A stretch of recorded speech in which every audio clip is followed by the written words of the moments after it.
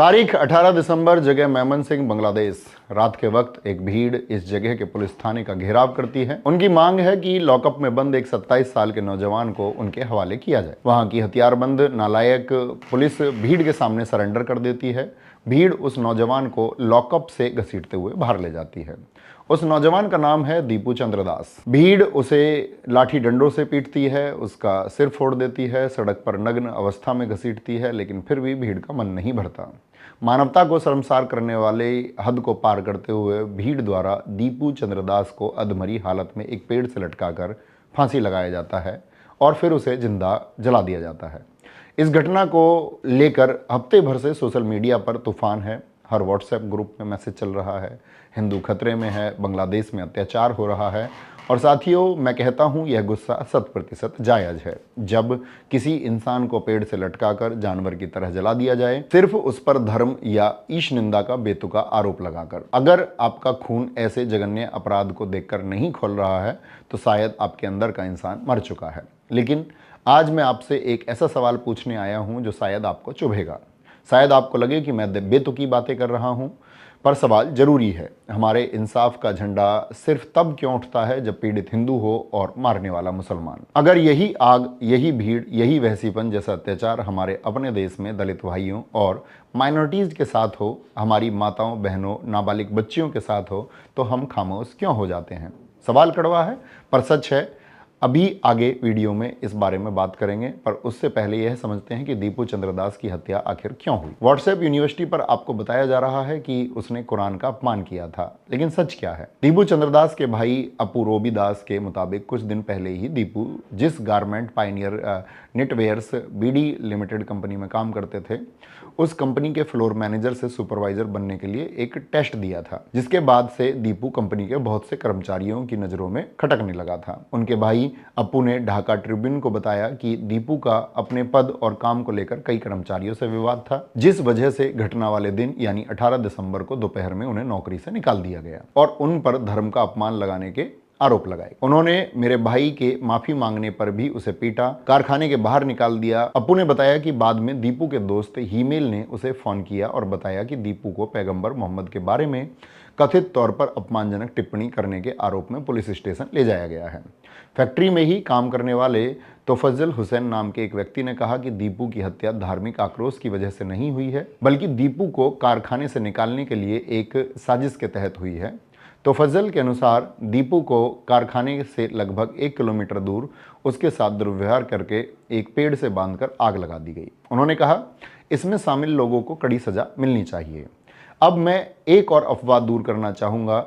शरीफ उस्मान हादी, जो बांग्लादेश के इंकलाब मंच का एक चर्चित जैनजी छात्र नेता था और 12 फरवरी 2026 को बांग्लादेश में होने वाले चुनाव में ढाका से एक निर्दलीय उम्मीदवार भी था। इसे 12 दिसंबर को ढाका में एक चलती ऑटो में 2 लोगों के द्वारा गोली मारी गई और 18 दिसंबर को सिंगापुर में इलाज के दौरान इसकी मौत हो गई। उस्मान हादी वही शख्स था जिसने बांग्लादेश में कट्टर भारत विरोधी एंटी इंडिया जहर घोला था और अगस्त 2024 में शेख हसीना की सरकार को गिराने में भी अहम भूमिका निभाई थी। उस्मान हादी ने ही अपने सोशल मीडिया पर भारत का एक ऐसा मैप जारी किया था जिसमें हमारे पूर्वोत्तर राज्यों 7 सिस्टर्स को ग्रेटर बांग्लादेश बताया गया था।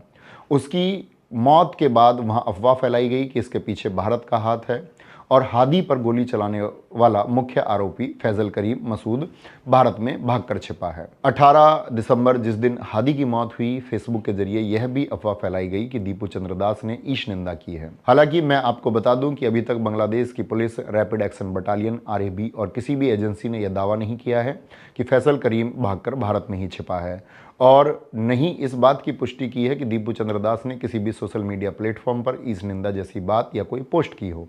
फिर भी वहां के जाहिल गवार कट्टरपंथियों ने दीपू चंद्रदास के साथ जो किया वह आप सबको पता है। हादी की हत्या के बाद बांग्लादेश के नेता हसन अब्दुल्ला ने भारत को चेतावनी देते हुए कहा है कि अगर भारत हत्यारों का समर्थन करना जारी रखता है तो हम भारत के पूर्वोत्तर राज्यों को अलग कर देंगे। ऐसे अनपढ़ नेता से कोई यह पूछे कि जिन पूर्वोत्तर राज्यों को ये अलग करके अपने देश में मिलाने की बात कर रहा है, क्या वो पूर्वोत्तर राज्य इसके देश में मिलना चाहेंगे? जो देश हमारे सड़क, बिजली, पानी और पोर्ट पर अपनी अर्थव्यवस्था चला रहा हो, वह हमारे ही देश के राज्यों को अपने देश में मिलाने की बात कर रहा है। ऐसे नेता को तो हमारे पूर्वोत्तर के किसी भी राज्य में ले जाकर छोड़ देना चाहिए, उसके बाद उसका क्या हश्र होगा आप सोच सकते हैं।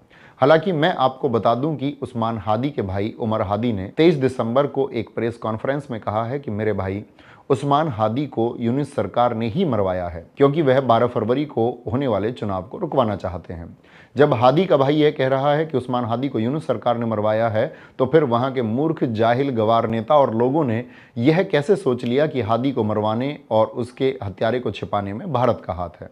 इसके लिए बांग्लादेश के अंतरिम सरकार के चीफ एडवाइजर मोहम्मद यूनुस को जवाब देना पड़ेगा कि उन्होंने कैसे वहां के लोगों को छूट दे दी है कि वह वहां पर रह रहे हिंदू माइनॉरिटी पर अत्याचार करें और भारत पर ऐसे आरोप लगाएं। दीपू चंद्रदास के साथ न्याय होना चाहिए और मैं ऐसे किसी भी तरह के दुर्व्यवहार की कड़ी निंदा करता हूं, पर हमारी सरकार की भी इस मामले में जवाबदेही बनती है कि वह क्या कर रही है। क्यों हमारे पड़ोसी देश में माइनॉरिटीज पर ऐसे अत्याचार किए जा रहे हैं? क्यों हमारे पड़ोसी देशों में हमारी विदेश नीति कमजोर पड़ रही है?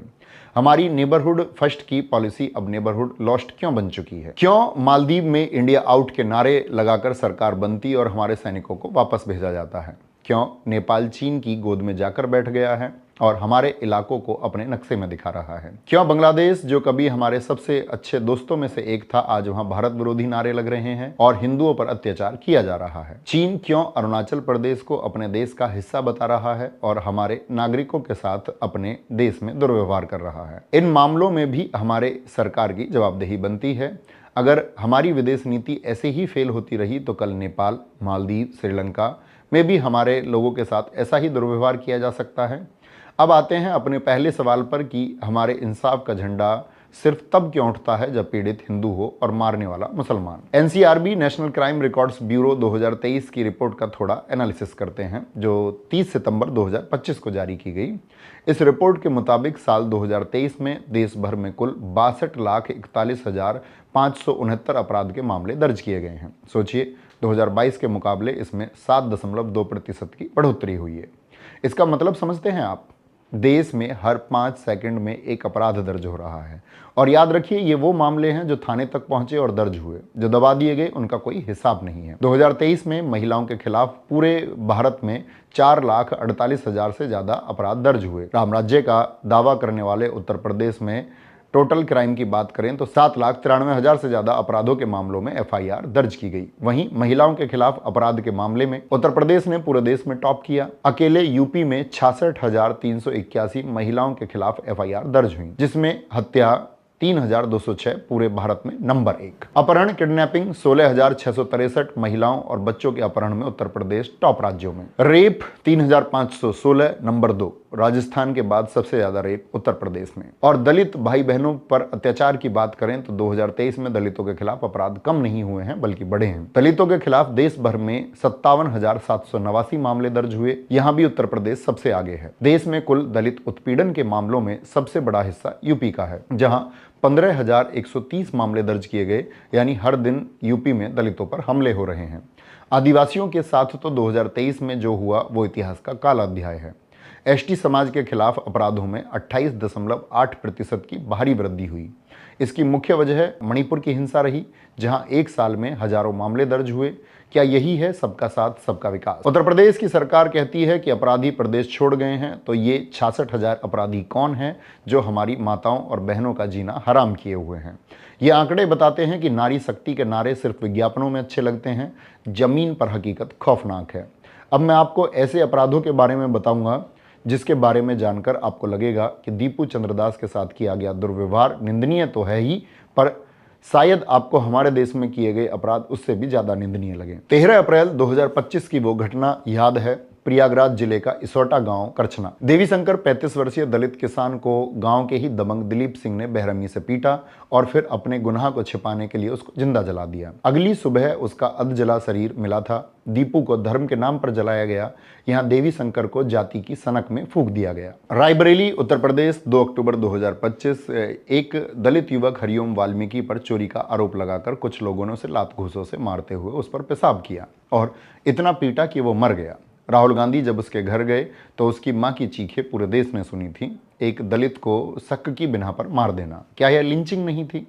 अभी कुछ दिन पहले ही ओडिशा के संबलपुर में 24 दिसंबर 2025 जुएल शेख नाम के 19 वर्षीय पश्चिम बंगाल के मुर्शिदाबाद के रहने वाले एक मजदूर लड़के को भीड़ ने घेर कर आधार कार्ड मांगा और शक किया कि वो बांग्लादेशी है और उसे ईंट पत्थरों से पीट पीट कर मार डाला गया। नवादा, बिहार, 19 सितंबर 2024 दबंगों ने जमीन को हथियाने के लिए पेट्रोल डालकर एक 80 घरों की पूरी दलित बस्ती में आग लगा दी। हाथरस, 14 सितंबर 2020 को वो रात जब पुलिस ने एक दलित रेप पीड़ित बेटी की लाश पेट्रोल डालकर जला दी थी। उसकी रीढ़ की हड्डी टूट गई थी और उसे लकवा मार गया था। उसकी जीभ पर भी गहरा घाव था जिससे उसे बोलने में कठिनाई हो रही थी। एक बहन इंसाफ के लिए आज भी धरने पर बैठी है। हमारे देश की आखिरकार न्याय व्यवस्था कैसी है जो रेपिस्ट को जमानत दे देती है और देश का हित चाहने वाले सोनम वांगचुक जैसे वैज्ञानिक, पर्यावरणविद और शिक्षक को एनएसए लगाकर जेल में बंद रखती है? क्यों संस्थाएं, परिषद, धार्मिक लोग ऐसे मुद्दों पर बात नहीं करते? कभी आपने सोचा है? अगर नहीं तो ऐसे मुद्दे पर थोड़ा सोचिएगा जरूर। इसी तरह 14 सितंबर 2022 लखीमपुर 2 दलित सगी बहनों का रेप हुआ और लाशों को पेड़ पर लटका दिया गया। और यह लिस्ट यही नहीं रुकती है क्योंकि बहुत सारे अपराध हैं जिन्हें बताया भी नहीं जा सकता है। अभी पश्चिम बंगाल में स्थिति बेहद तनावपूर्ण है। बॉर्डर पर बंगीय हिंदू जागरण और भाजपा समर्थकों का भारी प्रदर्शन चल रहा है। पुलिस को कोलकाता में लाठीचार्ज करना पड़ा है। दिल्ली, यूपी से लेकर केरल, तमिलनाडु में भी बांग्लादेश के खिलाफ विरोध प्रदर्शन हो रहे हैं। बजरंग दल और विश्व हिंदू परिषद ने बांग्लादेश हाई कमीशन के पुतले फूके हैं, पर हमारी सरकार खामोश है। मैं कहता हूं, बाहर के दुश्मनों से लड़िए, लेकिन अपने अंदर के उस राक्षस को भी मारिए जो पानी पीने पर बच्चे की जान ले लेता है। क्योंकि अगर हम अपने घर में अन्याय होने देंगे तो दुनिया हमें आंख दिखाएगी। मैं बांग्लादेश में दीपू चंद्रदास के साथ हुई हैवानियत की कड़ी निंदा करता हूं। दीपू के हत्यारों को फांसी होनी चाहिए।